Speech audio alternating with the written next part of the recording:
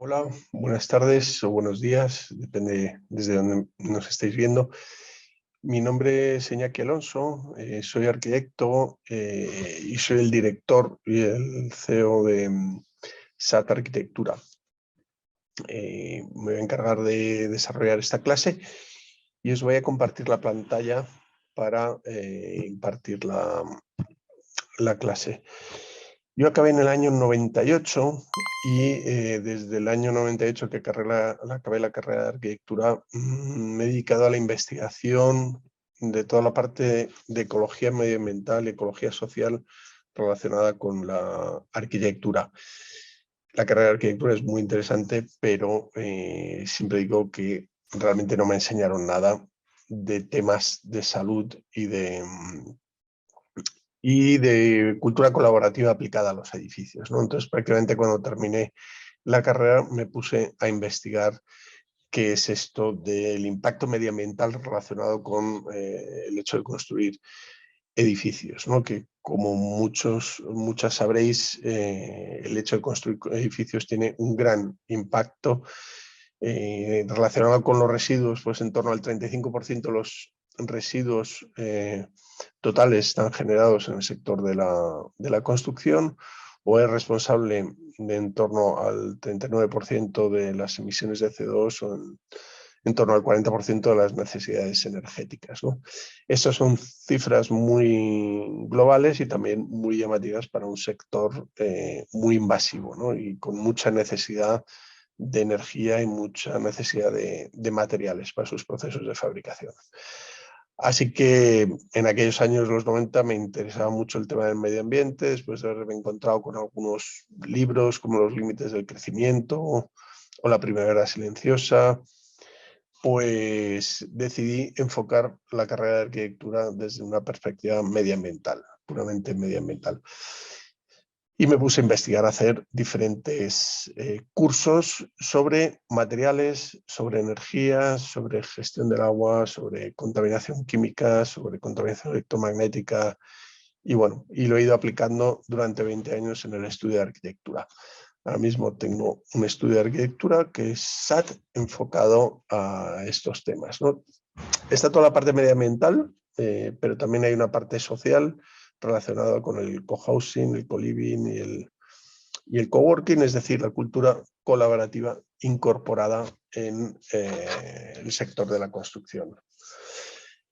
Y lo que hemos hecho ahora es montar una promotora inmobiliaria, ya que bueno, nos era complicado convencer a los promotores de enfocar los proyectos desde esta perspectiva colaborativa y desde una perspectiva medioambiental, ¿no? Entonces hemos montado una promotora inmobiliaria que se llama Distrito Natural, enfocada en covivienda en sus diferentes versiones, cohousing, co-living, ecológica, ¿vale? Que no sea solo una medida relacionada con la eficiencia energética, sino que tenga una dimensión ecológica amplia, holística, y esté relacionado con los materiales, en todo su ciclo de vida, impactos en huellas de carbono, pero también acidificación, eutrofización, relacionado con la gestión del agua, con la gestión de la energía, con la contaminación electromagnética, y bueno, hacer que al final los edificios sean más saludables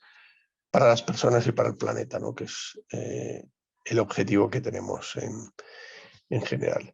Aquí os voy a dejar estos 3 vídeos, os compartirán la presentación y podéis ver estos vídeos, no os los voy a exponer aquí para no entretenernos, y son 3 vídeos donde explican, 5 vídeos que explican estos 5 proyectos que os voy a contar hoy. Yo os los voy a contar desde otra perspectiva y estos vídeos hacen un pequeño resumen, ¿no? Os recomiendo verlos porque cuentan las estrategias, rápidamente las estrategias que hemos establecido en cada uno de los proyectos. Voy a empezar con un proyecto que es muy significativo, ya que genera un cambio en nuestra práctica de la arquitectura. Nos pasamos mucho tiempo, este proyecto es del 2017, es decir, de hace 5 años, y nos pasamos muchísimo tiempo haciendo vivienda unifamiliar, ¿vale? Encontrábamos clientes particulares que bueno, estaban interesados en todos estos temas de la sostenibilidad y la ecología, y les hacíamos proyectos de arquitectura, ¿no? Y eso ha sido prácticamente nuestra forma de desarrollar proyectos, pues desde el 2001 que arrancamos hasta el 2016-17. Y ahí decidimos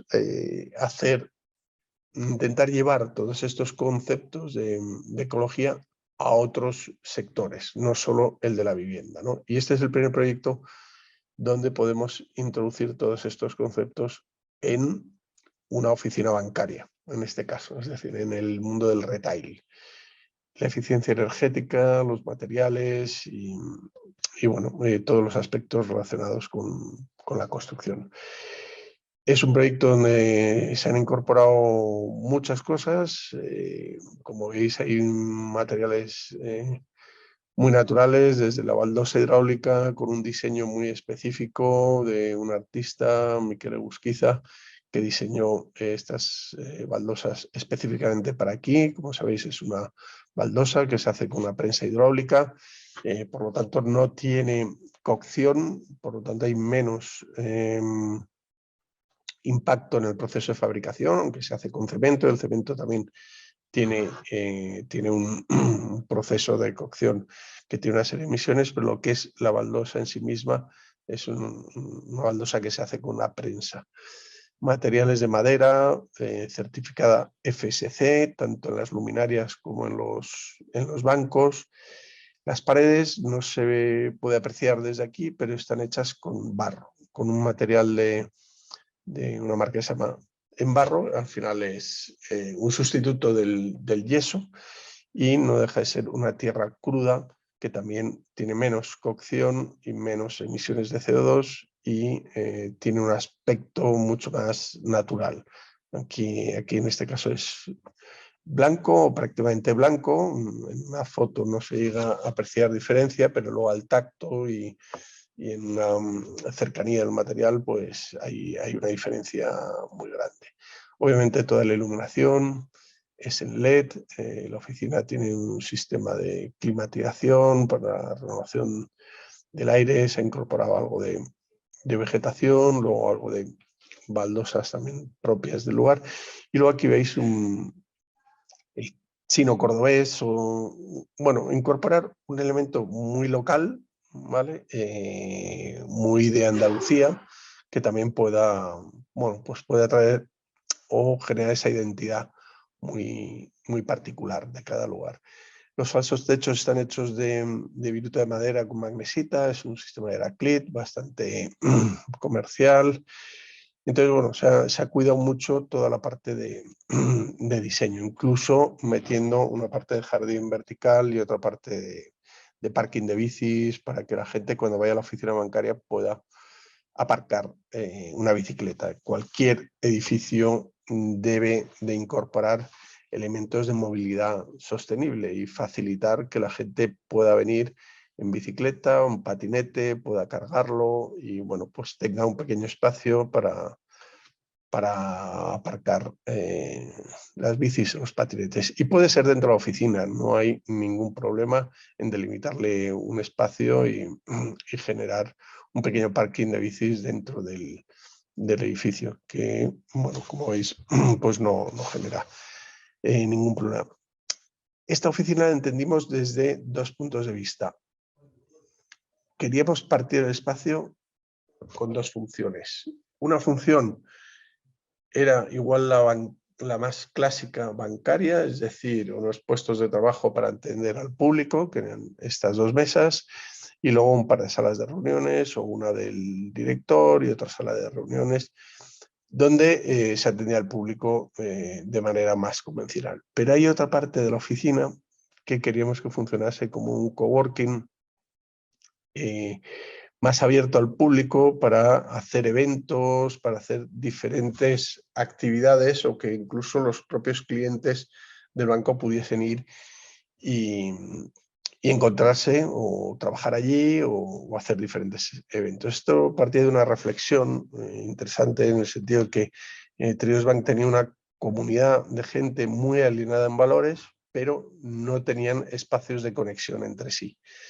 Por lo tanto, si convertíamos las oficinas también en espacios de conexión entre sí, pues bueno, podíamos conseguir que se pudiesen generar más proyectos, más negocios y se pudiese, bueno, pues activar también la actividad bancaria y facilitar una serie de activos a los clientes, ¿no?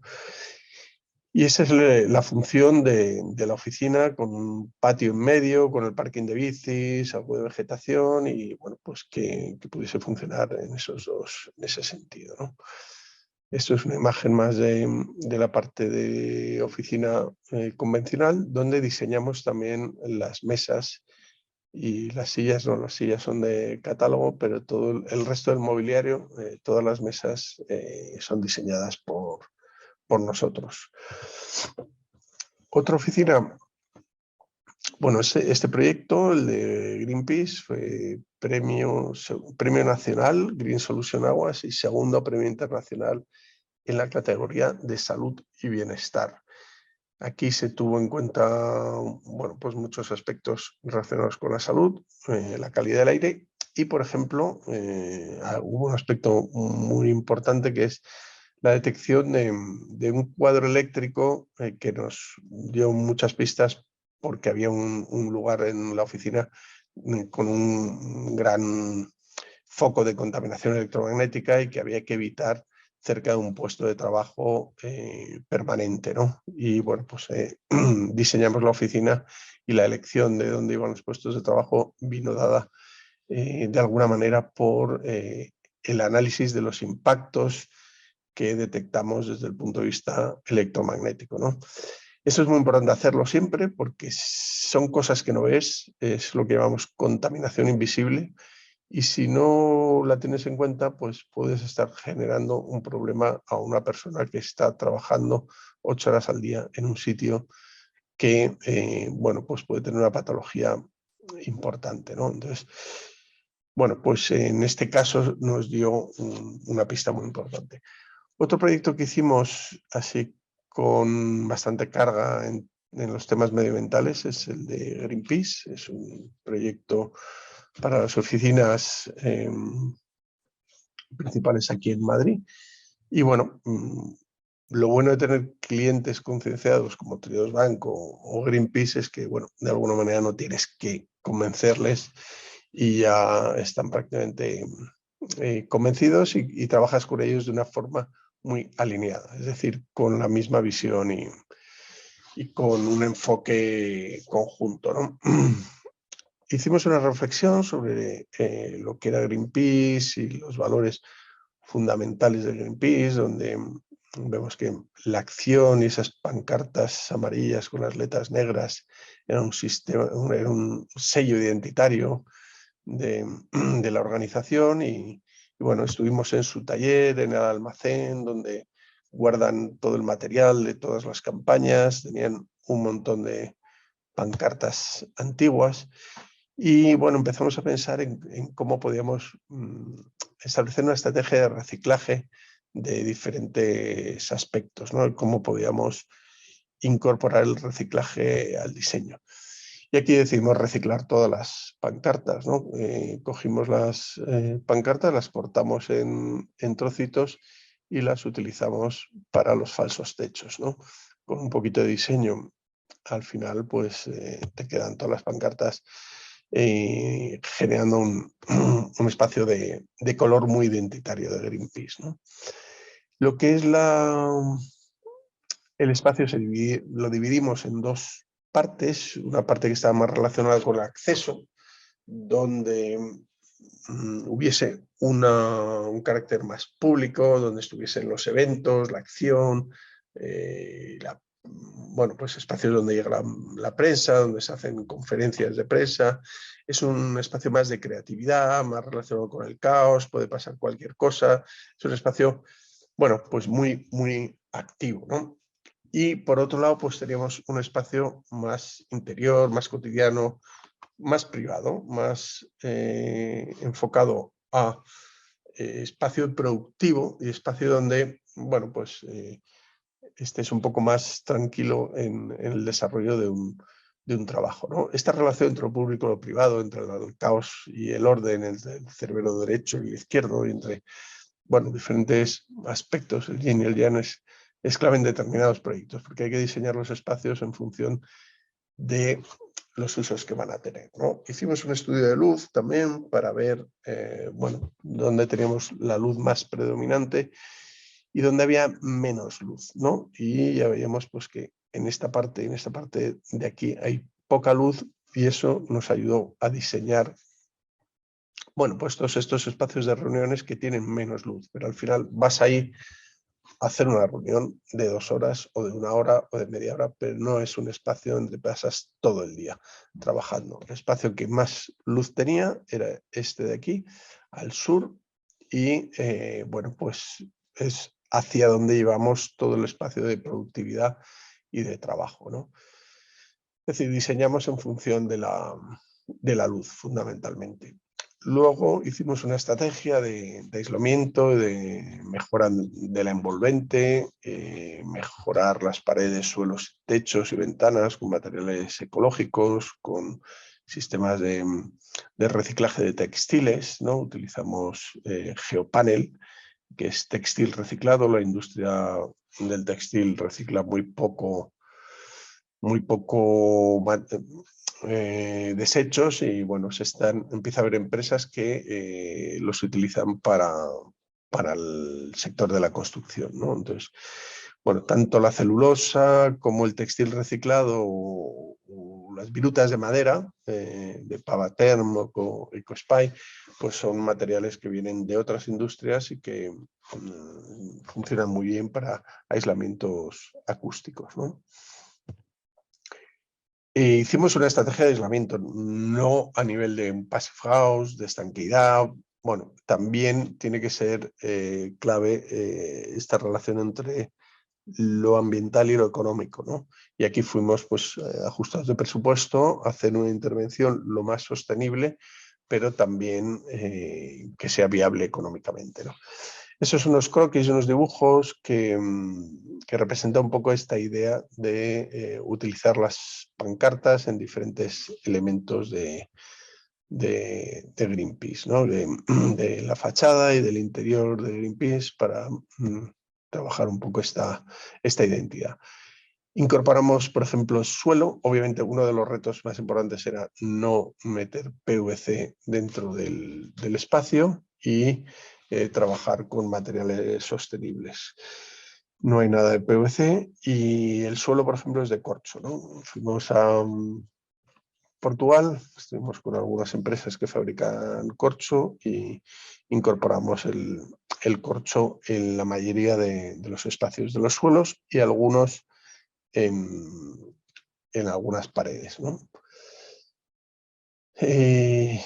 Estas son las secciones donde se puede ver la sala de prensa, la utilización de la vegetación, toda la parte de biofilia, cómo incorporar vegetación que te ayude a, bueno, pues a tener una sensación más natural del espacio y todos los beneficios que conlleva eso en nuestra mente y nuestro comportamiento neuronal, ¿no? Entonces, bueno, ya está muy demostrado a través de la biofilia o otras herramientas, otras disciplinas como la psicología ambiental o las neurociencias, que la visión de la naturaleza pues nos produce beneficio, aparte de que haya plantas que encima absorban diferentes contaminantes y bueno, pues van a generar mejor calidad del aire, ¿no? Entonces incorporamos bastante vegetación en todo el proyecto. La oficina utiliza 100% energía renovable de origen propio, ya que Greenpeace tenía un molino eólico instalado en Cataluña y bueno, pues absorbe la energía de ahí, ¿no? Y el 100% de la energía es eléctrico y el 100% de la electricidad es renovable, por lo tanto no hay emisiones de CO2, ¿no? Y luego fuimos al taller de Greenpeace y estas bombonas las reciclamos y las convertimos en lámparas, recogimos un poco todo lo que podíamos por allí y lo incorporamos al mobiliario y al proyecto de Greenpeace, ¿no? Las sillas también es de un material reciclado, no me acuerdo ahora cuál era la marca. Toda la iluminación obviamente es LED, de alta eficiencia y de un IRC que es la reproducción cromática del 90%, un índice de reproducción cromática del 90%, ¿no? Normalmente aquí suele ser del 80%. Nosotros buscamos que las luces reproduzcan la luminosidad real en su mayor espectro, ¿no? En un 90%, ¿no? Que no sean de diferente reproducción cromática. Y bueno, con un poquito de diseño y colocación. Incluso hicimos estas lámparas manuales con las mismas pancartas recicladas, ¿no? Esto es una muestra del algodón reciclado, de los aislamientos, de la fibra de madera y del corcho natural que utilizamos en la oficina de Greenpeace. Y luego colocamos pues, dos plantas que son bastante duras y bastante resistentes y además que absorben muchos contaminantes, como son las cintas y los potos, colgadas en unas bandejas para generar pues, todo este elemento de biofilia. Para nosotros es muy importante medir la sostenibilidad o la ecología aplicada en un proyecto, ¿no? Y aquí, bueno, pues vamos incorporando diferentes conceptos de salud de la tierra, incorporación de ecoetiquetas tipo 3, que son las declaraciones ambientales de producto, que es al final información medioambiental de cada uno de los productos que incorporamos en una obra, ¿no? Eso es información de la repercusión en el medio ambiente que tiene un material, ¿no? Luego trabajamos con conceptos de salud humana, aplicando la norma de la Fundación Salud Ambiental, donde ya medimos pues, calidad del aire y temas de contaminación electromagnética, garradón, y diferentes aspectos que tienen que ver directamente con la calidad del espacio una vez terminado, ¿vale? La declaración ambiental de producto te da información de los materiales que vas a utilizar en la obra y los impactos que tienen en todo su ciclo de vida. La salud humana, que la mide en certificaciones como WELL o la norma de la Fundación Salud Ambiental o del Instituto Salud Ambiental, pues lo que hace es medir exactamente cómo queda ese espacio, cómo está funcionando y si, bueno, pues si está bien o si tiene algún elemento contaminante que es preocupante y que hay que tomar medidas correctoras, ¿no? Y luego, por otro lado, conceptos de circularidad o ciclabilidad, donde pues bueno, están medidos con etiquetas tipo 1, Cradle to Cradle o certificaciones de materiales que tienen un nivel de reciclabilidad alto o bajo, ¿no? Hacemos esta parte de análisis de ciclo de vida, donde bueno, pues hacemos un pequeño mapa de trazabilidad para que veáis un poco de dónde vienen los materiales que utilizamos. El algodón este reciclado se trabaja en Valencia, es donde acaba la materia prima. Hay una empresa que lo compra allí y lo manipula en Logroño y te lo envía como mantas de aislamiento, ¿no? Esto nos da una idea del mapa de trazabilidad, también para calcular la huella de carbono en el transporte de todos los materiales, ¿no? Y ese cálculo es lo que nos da las toneladas de CO2 que cuesta construir la obra, ¿no? Desde el origen, es decir, desde el fabricante al distribuidor y el distribuidor a la obra. Este análisis de ciclo de vida nos da una huella de carbono. En el caso de Greenpeace, pues tenemos 124 toneladas de CO2 durante todas las fases de fabricación, transporte y construcción. 124 toneladas de CO2 metro cuadrado. La fase de uso no genera un impacto, ya que toda la energía es renovable y no hay ningún elemento de gas ni de biomasa, ¿no?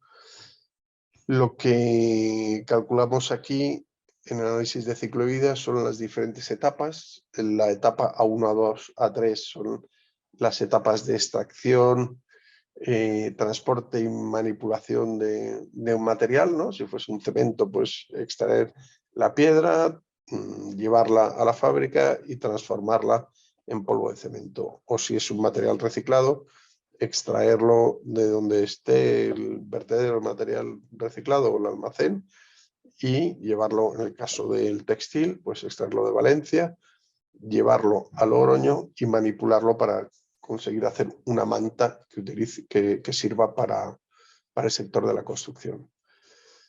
Esto es etapa 1, 2, 3. Luego vendría una etapa A4, que es medir el impacto de llevar ese material de la fábrica donde se ha fabricado a la obra.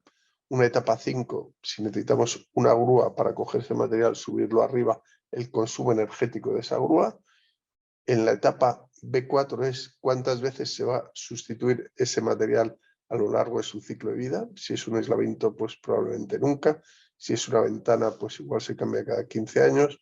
Y la etapa B6 es la cantidad de energía que necesita ese proyecto en su vida útil. Es decir, con un cálculo de eficiencia energética, saber exactamente si voy a necesitar X kilovatios hora metro cuadrado hoy, ¿no? Con eso se lo meto y calculo la eficiencia energética, ¿no? Y calculo todo el análisis de ciclo de vida, ¿no? El impacto en términos de CO2. Aquí, como veis, el uso de energía, la B6, es cero, y es cero porque es energía 100% renovable y todo está electrificado. Si aquí tuviésemos una caldera de gas, pues calcularíamos la cantidad de gas que vamos a utilizar al año, una estimación por los años en la vida útil de ese edificio, ¿no?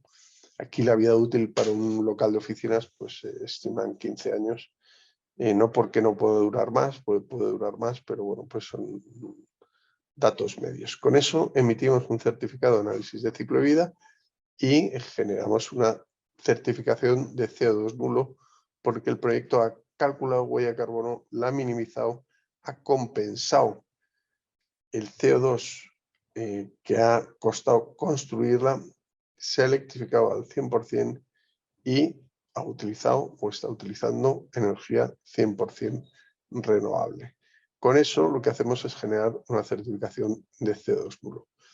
Luego, una vez terminado el edificio, hemos hecho un análisis termográfico para ver dónde estaban las mayores pérdidas. Como os decía, pudimos meter bastantes cosas de aislamiento, pero no en todos los sitios. Hay muchos sitios donde no pudimos meter y hacer una estrategia intensiva, ¿no? Cambiar ciertas puertas. Aquí se ve un problema con esta puerta. Bueno, el análisis termográfico, una vez terminada la obra, lo que hace es darnos pistas de si hay algún sitio donde está mal puesto, como aquí, y hay que levantarlo y cambiarlo, que aquí veis una mancha de frío. Veis cómo se ven en vertical los montantes. Ahí no hay aislamiento, pero aquí cuando han construido se han dejado un trozo sin aislar. Todo eso se puede reponer. Y luego hay carpinterías que se decidieron no cambiar por coste energético, por coste económico, perdón, y bueno, pues ves que son un problema, ¿no? Que hay ciertos puntos que bueno, que generan ciertos problemas, ¿no? Y el otro aspecto que hicimos al final es medir los principales factores de exposición ambiental y todo lo que es la contaminación invisible que llamamos, ¿no? Campos eléctricos, alternos, baja frecuencia, alta frecuencia, los armónicos, las radiaciones electromagnéticas, artificiales, los campos eléctricos continuos, bueno, toda la radiactividad ambiental, el garradón, iluminación artificial y luego niveles de calidad del aire. Material particulado, partículas en suspensión, aldehídos, compuestos orgánicos volátiles, dióxido de nitrógeno, dióxido de azufre, dióxido de carbono y ozono. Y así fuimos con el Instituto de Salud Mental haciendo un informe para ver cómo estaba cada espacio. O sea, dividimos el espacio en una serie de bloques, 8 bloques, y bueno, pues ver cómo estaba. En función de los niveles de contaminación, tú puedes tomar ciertas medidas. Si no conoces cómo está el espacio, pues no puedes tomar medidas, obviamente.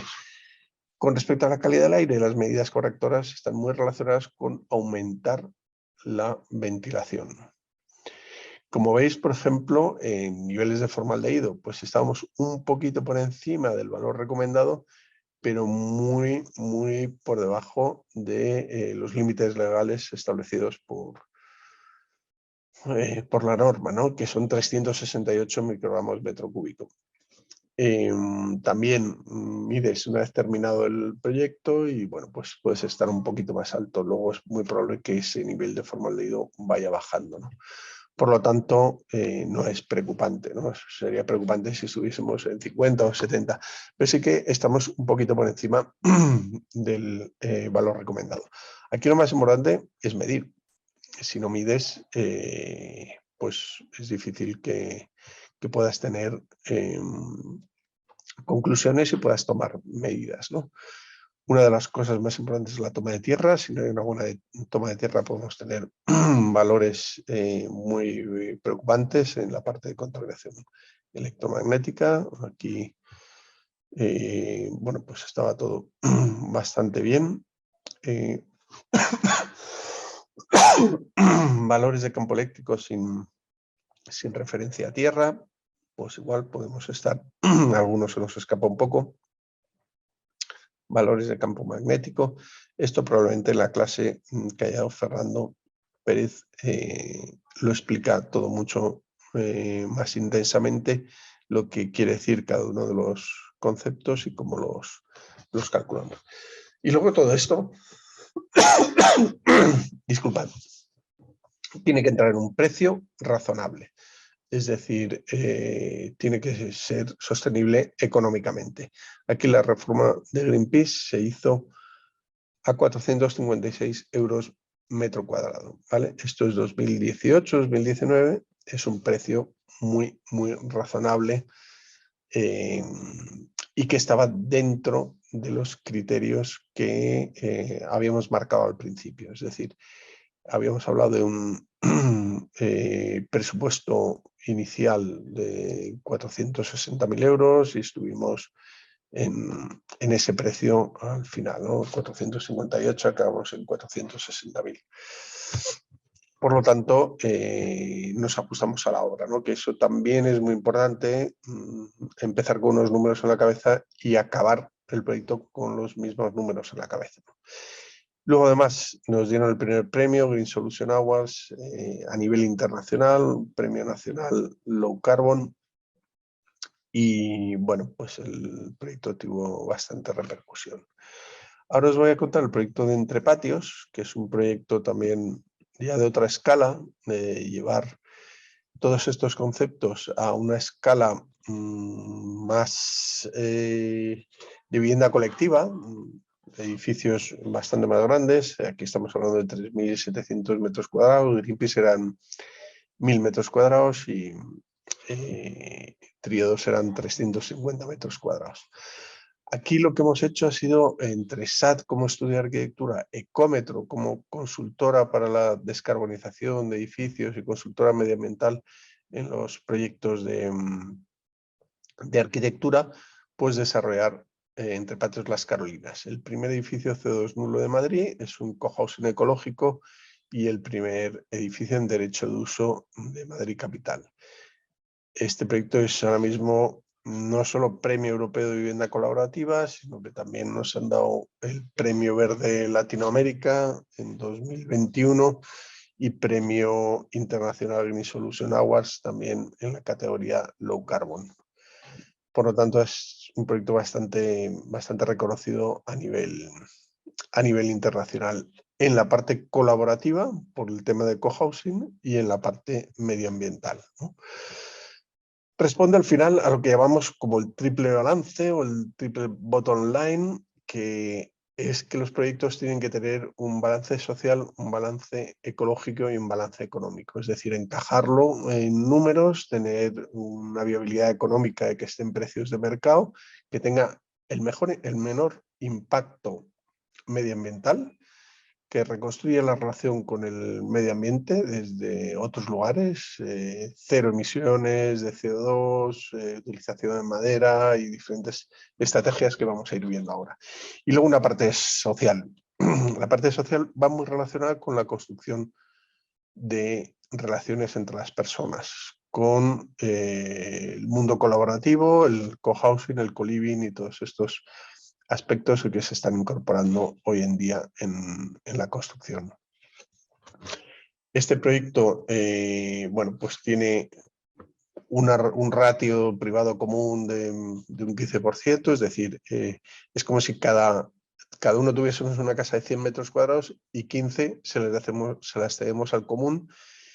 Por lo tanto, nos quedamos con 85 de privados y 15 de comunes. Juntamos esos 15 comunes entre todos y nos hacemos una serie de espacios comunes destinados pues, a grupo de consumo, espacio para niños, cocina, comedor, coworking, eventos, lavandería y taller. Estos espacios no son los comunes desde una perspectiva clásica, porque también tenemos un pádel o una piscina como común, sino espacios comunes entendidos como comunitarios. Es decir, son funciones esenciales de la vivienda habitual que se extraen al común. Lavadora, todo el mundo tiene una lavadora en su casa. Hoy en día, aquí en España, pues esa función esencial que es lavar, la pasamos al común. O cocinar, en este caso todos tienen una cocina privada, pero también hay una cocina común.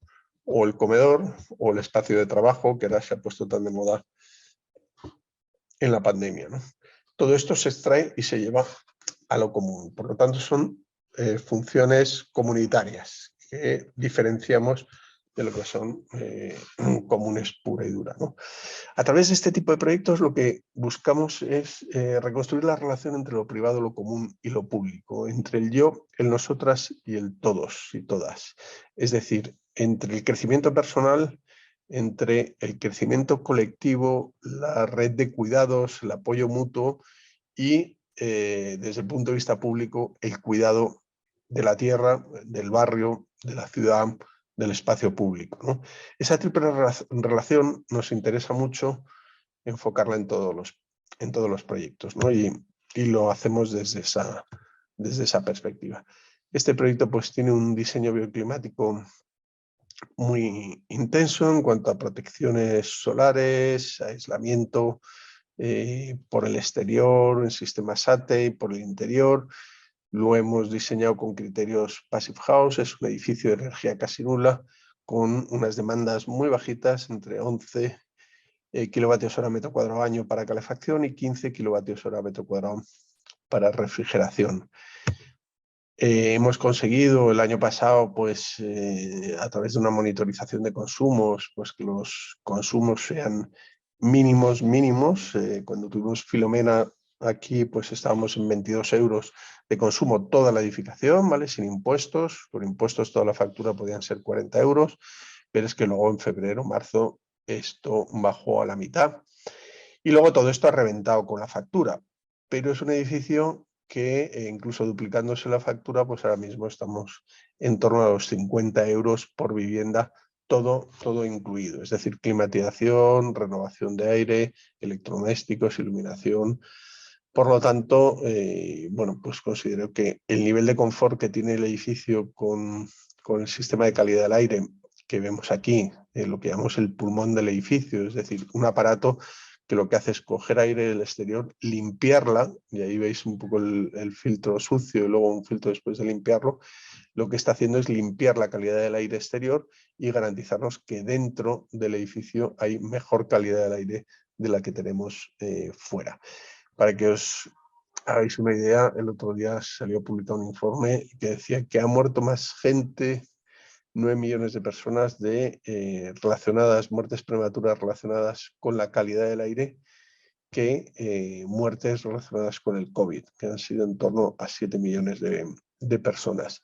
La calidad del aire es un problemón en las ciudades, nos estamos empezando a dar cuenta pues, en los últimos años y las medidas se van tomando muy poco a poco. En los edificios pueden limpiar el aire que cogen del exterior y garantizar que en el interior hay mejor calidad del aire. Luego lo que hacemos además es monitorizarlo, ver las partículas en suspensión que tenemos de 2,5, de 10 y pues bueno, ver cómo está funcionando el edificio, el nivel de CO2. Luego es un edificio que tiene una producción de 33 kilovatios de fotovoltaica, de potencia instalada, potencia pico instalada, que pues para que os hagáis una idea, esto ahora en estos meses, en estos meses me refiero mayo, junio, que son los meses de mayor producción, pues el edificio está produciendo en torno a un 120% de la energía que consume, y luego en los meses de menos producción, de menos sol en España, noviembre, diciembre, enero, pues estará en torno a un 60-70% de producción. Por lo tanto, tenemos un balance bastante positivo, monitorizamos toda la producción fotovoltaica. Y la otra parte interesante es que hemos construido el edificio de madera. Esto tiene una razón muy importante, y es que no es lo mismo construir con CO2 capturado a través de los árboles los cortas, plantas otros árboles, es un material renovable que puede ir creciendo siempre que lo hagas desde una gestión sostenible. Y bueno, al final tienes un sumidero de CO2 en la construcción de los edificios. Es totalmente diferente a construir edificios emitiendo CO2, porque lo que extraes es piedra de la tierra, esa piedra la tienes que quemar emitiendo CO2 para producir el cemento, que tienes que usar arena, que cada vez hay menos y es un problema extraer la arena. Por lo tanto, generas muchos impactos en la extracción del cemento, producción del cemento, emisión de CO2 y extracción de arena, frente a la obligación de plantar árboles para poder cortarlos en un futuro y poder construir con CO2 almacenado. El concepto de edificio sumidero de CO2 es algo que estamos desarrollando y que tiene muchísimo sentido desde el punto de vista medioambiental, ¿no? La madera es estructural, se queda dentro de los muros, obviamente tiene que ser certificada de FSC, y al final esos muros vienen revestidos de material de SATE con un mortero de cal. Todo el proceso de construcción del edificio ha generado 1.290 toneladas de CO2, la construcción del edificio, y las hemos calculado con una herramienta de análisis de ciclo de vida desde la consultora de Ecometro. Y luego hemos compensado el CO2 con una reforestación, y hemos invertido una parte de 10.000 euros en 3 proyectos de compensación con Climate Trade. Y bueno, pues a través de una reforestación en Guadalajara, o un parque de renovables en Namibia, o un proyecto de biodiversidad en Kenia. En los proyectos que estamos haciendo ahora estamos incorporando a la comunidad, los futuros vecinos que van a vivir en un edificio, en procesos de reforestación, ¿no?